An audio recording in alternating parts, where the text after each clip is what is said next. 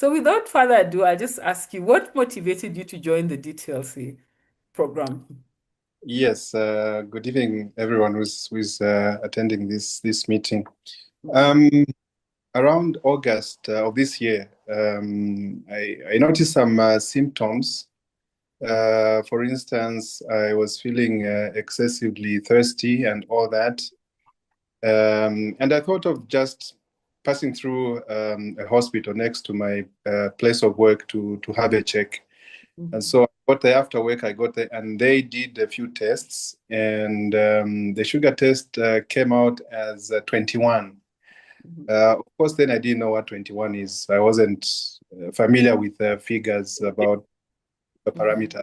Mhm. So when I was told that the normal is supposed to be, below 7, there between 5 and 7, yeah, there was a cause for alarm, and they actually told me that I wouldn't be allowed to go home until they brought it down.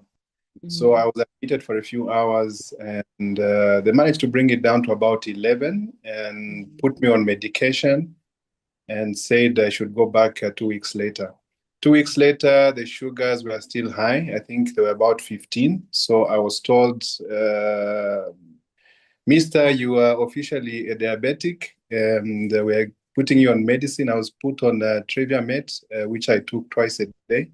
Mhm. And yeah, it was quite a depressing discovery because I never thought I would get such a condition. Mhm. So I told a few people, including a few friends from the office, and one of them happened to have attended this program a few years before. And she said, well, you need to join this program. It's a good support program. I went through it. It was very helpful. And the best part was that our insurance at the office paid for it.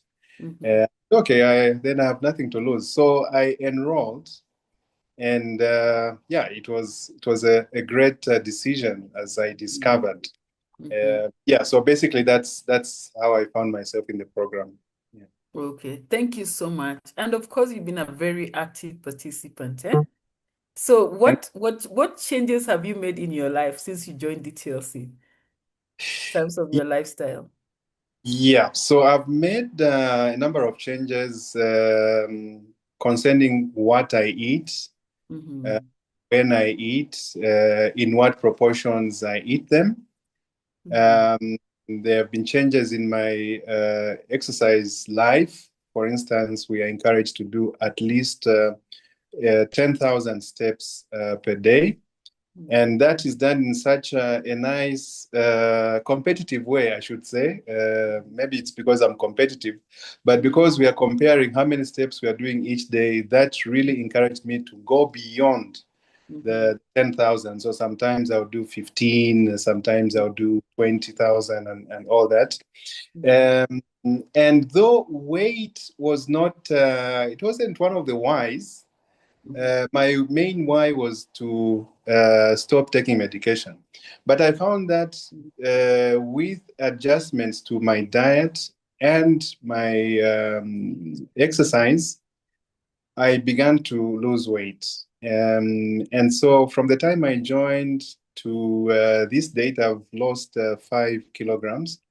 I was 83. Now I'm at 78, and I feel quite light. And that has the effect of actually me going for even longer walks because I feel light, so I can walk longer, I can run longer, and yeah, so it's a very good cycle that has happened. Yeah. Mhm. Yeah. And so are you still on medication for your diabetes? No. About halfway through the program, I began to get comments from the facilitators urging me to go and see my doctor. Mhm. So one day I took all my records. Of course, we were recording our sugars. When we wake up, we record the fasting glucose. 1 hour after a meal, 2 hours after, we make those records. So I took the compilation of all these recordings. I went to see my endocrinologist. He had a look through them and he said, well, from what I'm seeing, you do not need to take your medicines anymore. And he actually gave me a choice. He said, you can either stop today or I can begin to reduce the dosages gradually.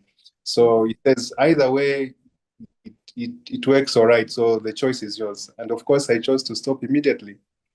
And he said, well, you continue to monitor the glucose readings. If they stay high, then you may need to come back. But if they drop, then you don't need to come back. Yeah, so I stopped taking the medication halfway through the program. Yeah, thank you. Thank you so much for sharing that. And so, let me just repeat this. Diabetes is a condition that affects the way your body uses food for energy. So when you change your diet, and we're not starving anybody. Victor, did we starve you? Not at all. No, no, no, no, no, no. In fact, you know Yeah. what? I was a bit anxious because I thought you were going to say I should stop eating my ugali, and I really love my ugali. Yeah, thank you. Because most people think that when they go to the dietitian is going to tell them, don't do this, don't do that, don't do that. No, no, no. We empower you so that you can make very good decisions. So thank you so much, Vika. So what would you like to say to gentlemen, especially gentlemen, because you and Noah were top performance. You posted your food, you posted your blood sugar, you took your 10,000 steps. You posted more plates than anybody else. So, what would you tell gentlemen, especially Gentlemen, yes. the one who Uh, are listening now and later? Yes. I would want to convey to my fellow gentlemen is that through this program, I have learned that meals can become very exciting. Meals can become richer and more diverse. We've learned how to incorporate new ingredients. I was a master of experiments. Whenever I saw something new that somebody has posted, I would go and try it out. And so it becomes an exciting, it's almost like you're in the lab and you're mixing things because you begin to understand what you're getting from the different food types.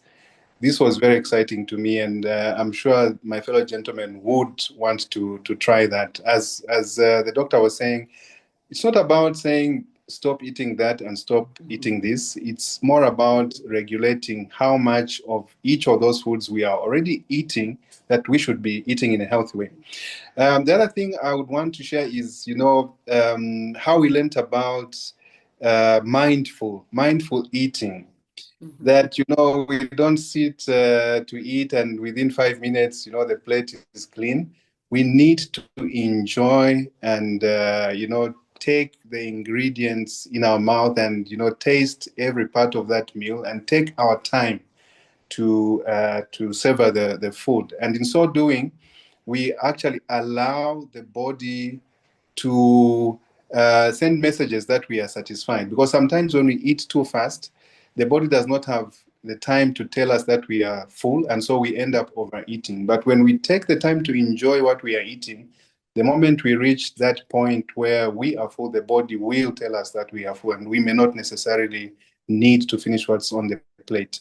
So that has been very helpful for me. And the other thing is sleep. The quality of sleep has improved. I used to mhm, lose my sleep like maybe 4 times in a week. I would wake up at 03 and go back to sleep maybe around 5.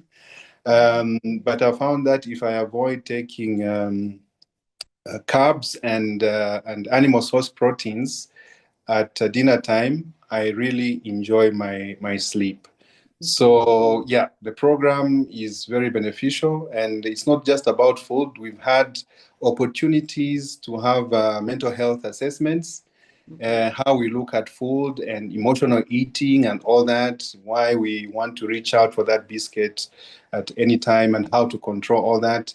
I also had the opportunity to see a foot doctor because foot health in diabetes is very important. And I learned a few things that I never knew about my own feet, which will go some way to improving my foot health. Yeah. mhm. Yeah. Oh, Victor, thank you so much for sharing your story.